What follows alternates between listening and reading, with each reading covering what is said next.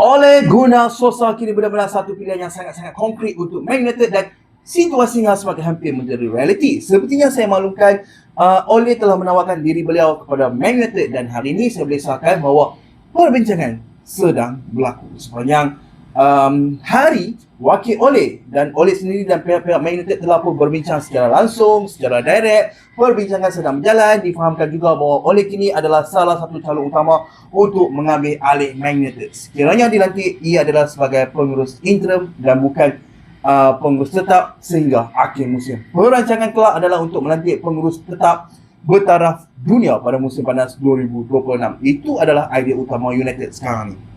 Dan Ole sendiri telah menyampaikan mesej yang sangat-sangat jelas kepada klub.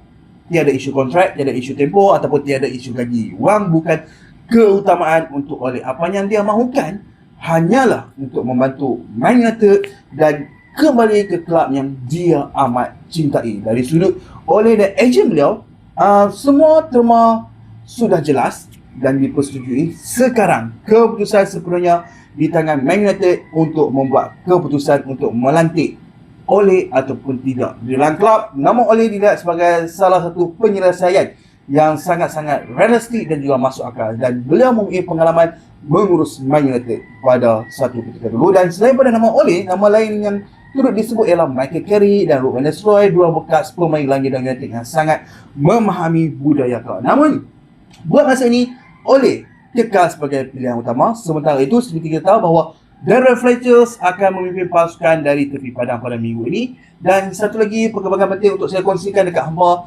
bahawa Johnny Evans kembali semula ke Man United untuk membantu barisan kejuruteraan United di dalam tempoh yang sangat sukar ini. Cerita ini masih lagi berjalan dan ia boleh bergerak pada bila-bila masa kita saksikan siapakah pengurus interim baru Man United tidak lama lagi.